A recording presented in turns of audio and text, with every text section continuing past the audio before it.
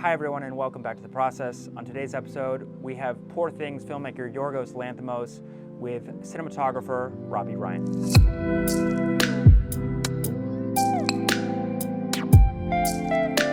Hello, Robbie. Hello, Yorgos. How come you're not in LA with me? Well, I've got a day job, so I'm doing something Okay. else. All right. I'm in Mallorca today. And it's quite a bit later than where you are. So if I'm a bit sleepy, it's not because I'm not interested. All right. Let's start from the beginning. So, do you remember when you read Poor Things? Have I told you anything about it before, or you just read and then we talked about it? I think you told me in Venice. Do you remember we were screening The Favorite, and I was asking you what you're doing next, and you were kind of, it was in your mind then to kind of move on to doing Poor Things, and you're going, I think I'm going to do a film about a woman who wakes up with her baby's brain in her head. So I remember going, that sounds like a good idea. Yeah, and that was it. Then you said that was like 20. When was that? 2018. So I don't think I got it until 2019 because I was in America at the time, I think. And I remember the way you send scripts is by internet, and you kind of have it like it's like Mission Impossible. The clock starts ticking. I know I can go and get it again, but I just always feel like, okay, I'm gonna read the script. And I remember reading that, and I remember writing it all down in a book, actually, all the scenes, like, because it was easier for me to remember it that way. And I remember after writing down all the scenes and like going, okay, that seems like a bit more, that's quite mad, that's mad. Then I remember doing a second strip where how many slaps were in the film. It was quite a high slap count. So Wasn't all the slaps. I remember the script had a high slap count. And then And did you read the novel as well? Yeah, I think you told me not to, but I think I snuck off and I bought the novel and I enjoyed that. I told that everyone, and only Emma has listened to me on that. She's never read the book still. She said she's never read it still. She hasn't read it, yeah. Okay. But that's because we took a different approach with the script than the novel, so I didn't want people to get confused early on. Did I? So in my mind, it was always going to be a film in a studio, building sets and doing lighting for the first time. Did that surprise you when after you read the script that we were going to do it that way, or had I told you before? I'm just asking you to remind me how it went. I'm reminding myself as well. I think it kind of really dawned on me when we went into doing. Remember, we met in St. Martin's, and then I kind of saw all the stuff that James and Shona were kind of, they'd done a bit already, and then this was kind of like where they were at, and I just remember going, I kind of found it overwhelming as to how that was all going to be achieved, and I just like went along with it, and then I kind of maybe was in a bit of denial that it was going to be quite like it was. But then I remember we went in and we did the test day, and the first time we shot some tests, and I was going, oh wow, I still can't quite get it in my head, but this is going to be all done in a studio for real, and I have no clue how it's going to be done. Yeah, it was a while from the first time we did the first tests in London. It took a while until we actually shot more tests in Budapest, where we ended up, making the film. It was April, wasn't it? We sort of did those in around March, April, and then it was not until September, October we started. Well, August, September, we did some more tests. I think so, was it? Or was it even longer than that? Yeah, probably. And okay, let's talk about tests. We did a lot of tests. And I'm not good at those, am I, Yorgos? Yeah. I remember doing it and you go, you haven't done it at all the way I wanted to do it. That's just coming back to me now. Well, it's complicated. We did it again in Anne and I got it wrong again, didn't I? Yeah. Tests aren't my forte. You're better. Iron your strong suit. but it's also complicated because we're testing lenses, we were testing film stocks, we're testing formats, Yeah. which we started doing like all together in the beginning, like in the initial tests, but then it just had to become a test for each thing because then it became because otherwise it became too complicated. So Yeah. Well, it felt like the tests for the first time in April, let's say April, were kind of just to make the ectochrome idea as well, see where that was going to go. And that was then decided upon there, I think, that we would try it out. And that was, but then it was for you to see the ship and stuff and the back projection. That was a big part of those tests. And I just remember that was looking back when we went to the grade and looked at the ectochrome,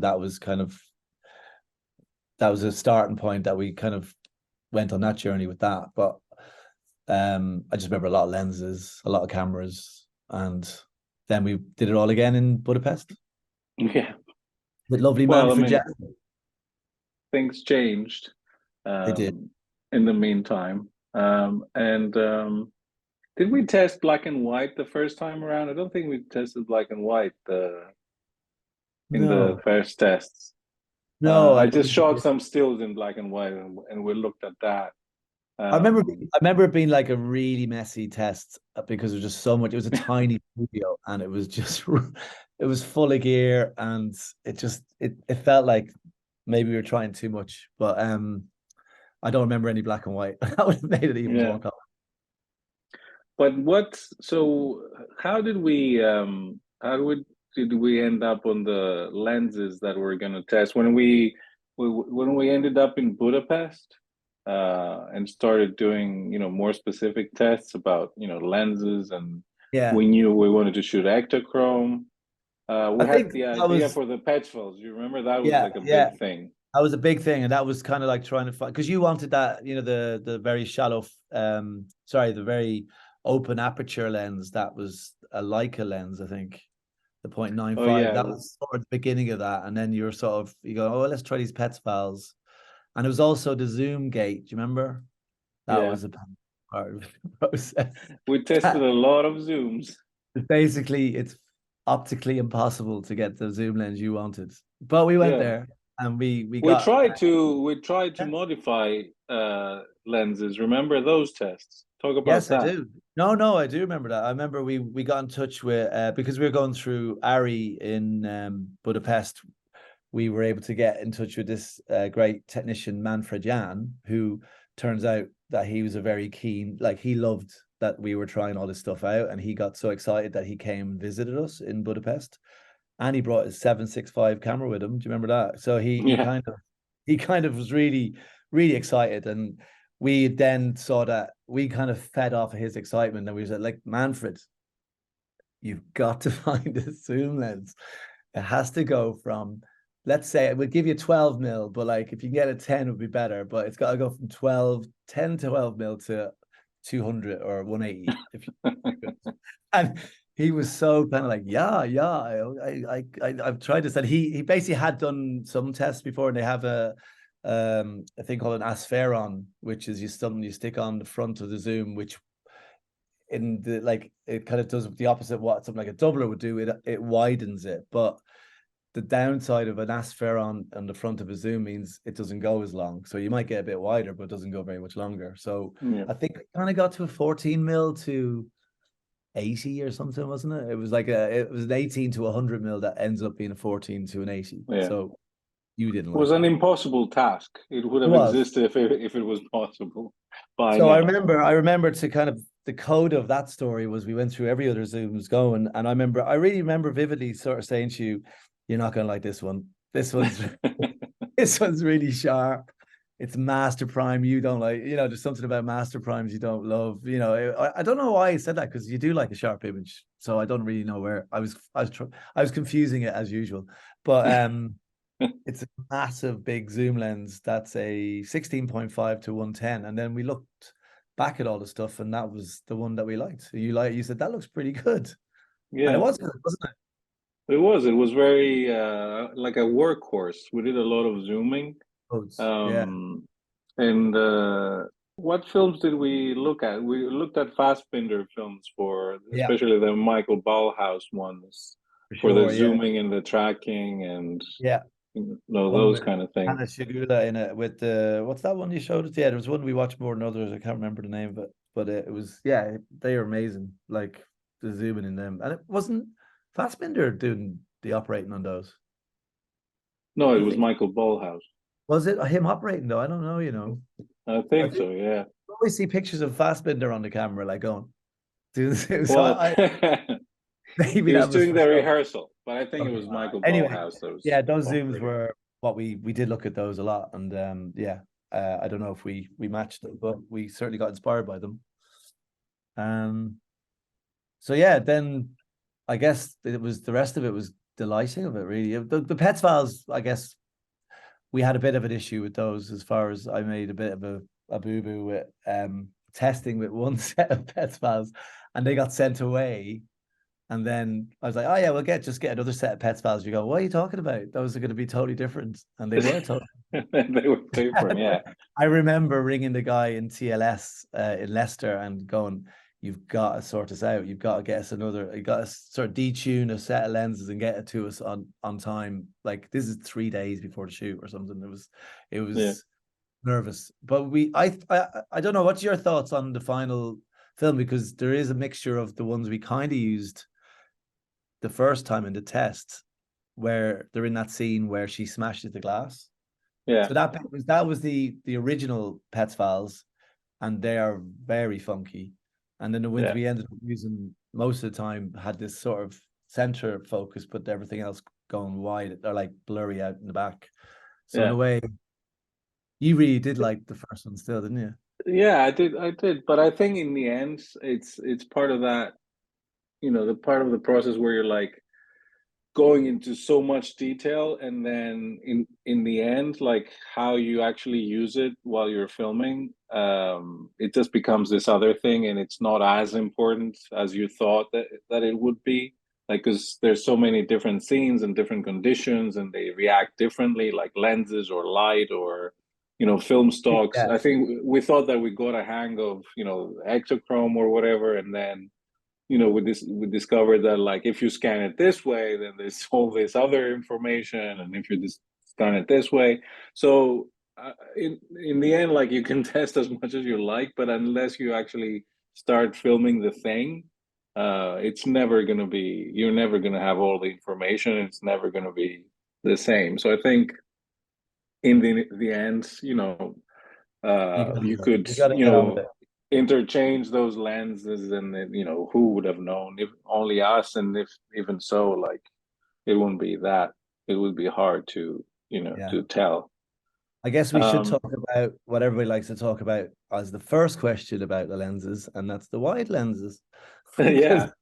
Everybody goes, talk to me about these wide lenses. But we did use the 4mm, which was an interesting new lens in that wide aspect. Yeah, this time around, like, I guess we built on what we were doing with the favorite. That was the idea, and it kind of felt that the right film that we would continue that down that path. Because we've now made another film, and which is totally different to to the two films. Still found it hard. That was just because that's hard to find a wide anamorphic lens. Yeah. No, that's not true. I think we consciously decided that we wanted to do something different with And after we kind of went through the whole wide angle fisheye kind of world, which fitted those films and those projects. And from the favorite to Poor Things, we decided to push things further. And I remember, us having tested that wide angle lens that created that circle in the middle with a black all around during the favorite, and we thought it was too much, and then we didn't end up using it. And so now when we started testing, lenses for Poor Things, we're like, what happened to that lens? We couldn't even remember what the millimeter was or what that lens was. We never found it again. So you came up with the idea of using a 16 millimeter lens on Yeah. 35, the 4 millimeter. And it kind of had it's a weird lens, isn't it? Because it distorts, but it doesn't, it kind of gives you that vignette, but it's not like super bendy. Obviously it Yeah, is. It's kind of yeah, got a strange deep focus that makes you kind of almost feel like you could step into it. And I kind of, yeah, it worked. I remember you were just like, this is kind of cool. yeah. That was the It time I was. I wasn't there, really like you were liked it testing it. when I saw the first test, especially Yeah. in those sets, and the costumes and the atmosphere. It just added so much to it. But I didn't expect us to use it as much as we did in the end. Like it seemed, we used it quite a bit, Yeah, a and like lot. I guess what we could talk about is like the way we built, the language of how we shoot things from film to film, but how we started in Poor Things. And there's a lot of things that we know and others that we don't know, and we learn as we go. Um, so how we tried to start, shortlisting in Poor Things, That but was it didn't last long, did it? Well, that was because you were sort of pressured by people above, not above, but people who were thinking, well, there's a lot of technical departments would benefit from a storyboard or a shot list. And you did do it in a favor a little bit. I remember when we were in prep, you were writing little sort of drawings, and that is what we should have done, is just get you to do a very basic sketch, and then that could have been given to a lot of people. But I just remember the storyboard guy coming in, and you started obsessing on the storyboards. So it's like, this isn't quite exactly right. And it just took forever. And it was, I could see the guy just sort of like thought he had a hang on it, and then he just wobbled, and it was unnecessary. And then it wasn't like some of the boards he didn't come out in the final bit, and it became very confusing. Yeah. And No, but I mean the shortlisting for me and for us, I think in oh working no. together and how we did it in the favor, it's more like trying to develop a language of what are the ideas behind filming each scene. So how are we going to do it? What kind of shots do we want to do? It's not necessarily to share it with other people, and it kind of puts down a certain kind of grammar Yeah. that we can use. But you know, it, it, in the beginning, I mean, we don't really know what we're talking about. Like it's, Oh. we have all these in theory, all these things about these shots, and then you go there on the day, and of course, everything changes. I think we sat down in that room, and I'd write down in a notebook what you were saying. As like, oh, this could be good. We'll do a zoom here, and then we'll do it. And then it basically it was the same in every scene. So it was like, okay, I think we're just going to go at it like normal, and generally go scene by scene when we're filming it and figure it out. And you had an idea. I always say you got the lenses down to like a kind of finite amount. So there was that was a big step in kind of like deciding on how we're going to have a language. And there's only so many ways you could do it with those lenses, I think, without getting out of control. And I think that was where the decisions were made. Yeah. And there was this other part of the process in Poor Things, like we thought that we're going to use a lot, but we didn't in the end. Remember that we had all these 3D models of the sets, and we're thinking that we're going to go and, do screen grabs of various Oh yeah, shots. yeah, no. But that program was amazing, wasn't it? Like the What's it Antonio called? Unreal Blender or something. Unreal Engine and Blender. There are two different Okay. programs. And Jonas and Antonio were great. That was a great room to go into every day and just see how the Yeah. whole world was shaping up. But that was mainly done for the ship. And I remember being Yeah. very concentrated on the ship in Alexandria, but not necessarily so many of the other places. Paris, not so much. But did that help? Like, because it's your, well, not obviously, but it is the film with most sets and most lights that you've ever done, and Sure. Oh, myself as well. God, yeah, yeah. Did I think that how helped. Yeah, how did you plan the lighting? Did the Unreal thing help, or was it like plans and sketches? No, I or would get plans off James and Shona, or James and Adam, actually. Adam Mackin, he was the art director, and he would be really kind and just go, oh yeah, do you want, here's as many plans as you wish. And I just get as one that was most basic, and then I go, okay, I'd go in and I'd set I'd get onto my iPad and I just literally start. I got really good at like, oh, I can duplicate this light if I press this button, and beep, beep, beep, beep, beep. I just duplicated about 600 times, and then it would work. And yeah, then I would send those notes to the riggers and the gaffers, and they were like always ahead of the game. They'd be prepping all that stuff, and I'd go in. The great thing was we were in Origo Studios, where you could walk in from one set to the other and you could see it being developed and you could talk about it. And I always say that the toughest set for me, I don't know if it was for you, but was the Lisbon set, because it wasn't close by and we had to do those long 2-hour trips to get to just even see that set.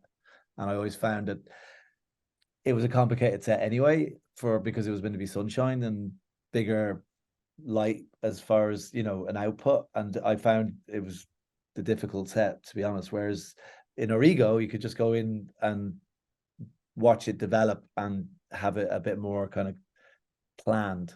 And I think, I drew a lot of drawings with lots of lights, and then I try and get them accepted by all the other heads of departments as far as production to let me do it.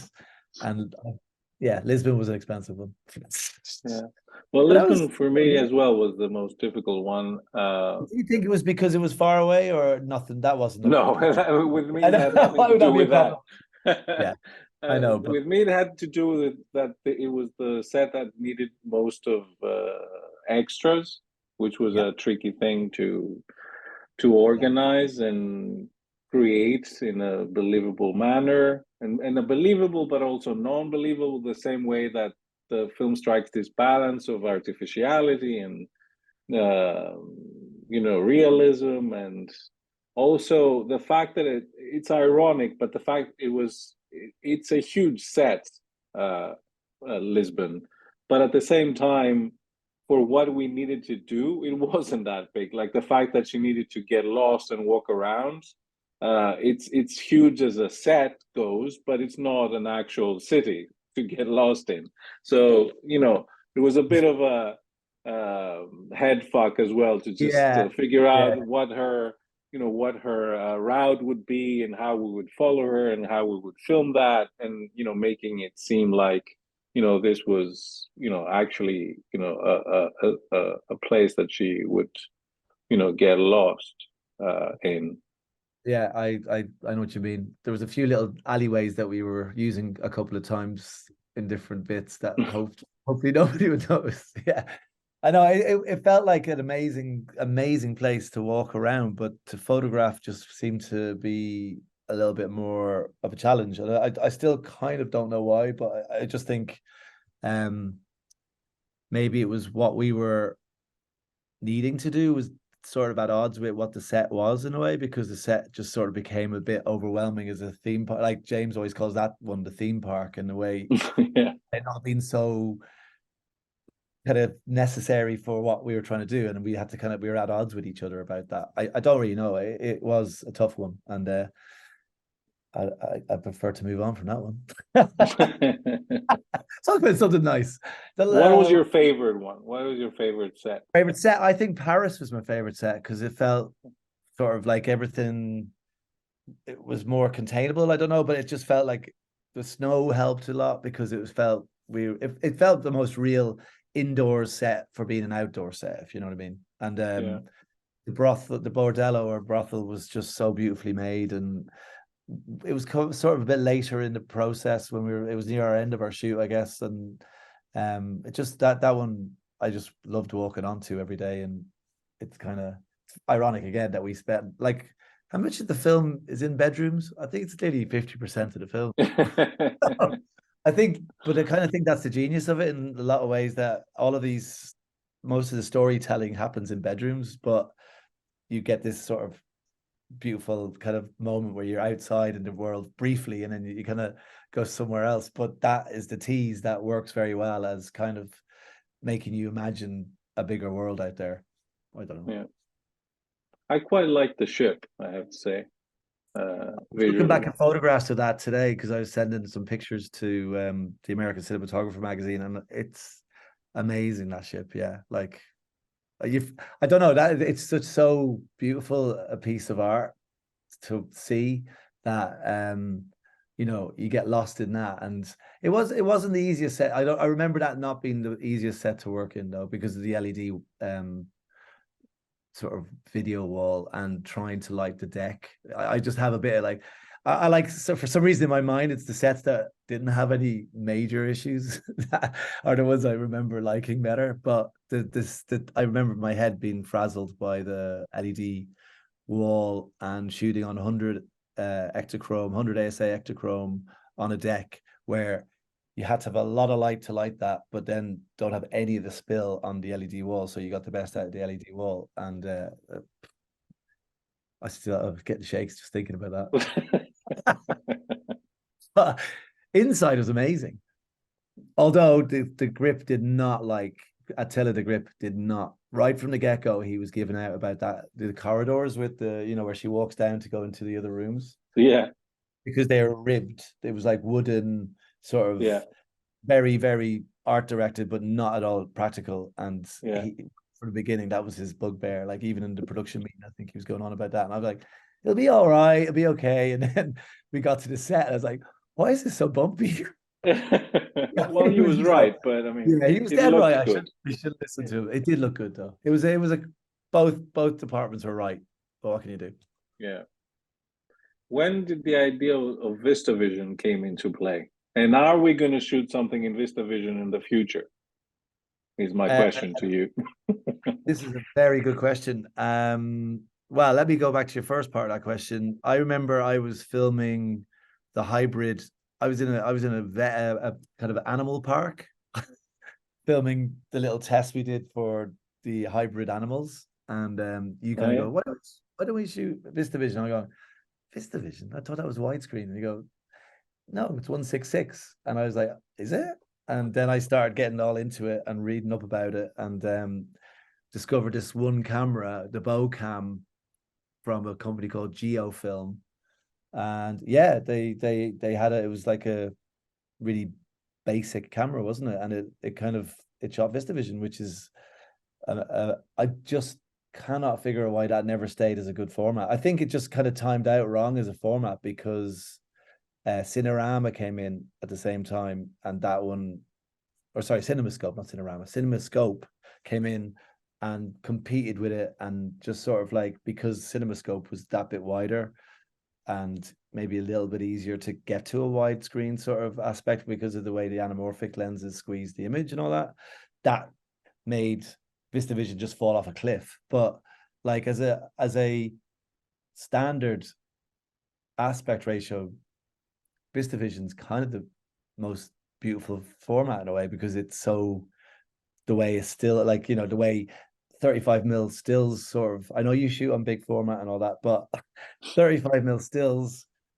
is a beautiful sort of size, and it works. But then why VistaVision didn't continue that it's just because the technology they didn't develop the cameras. So we struggled trying to find the right camera, and the only one we could get was this Bocam, which is like a tractor basically. And you were like, you were excited, and then you went, right, no, I'm not having that.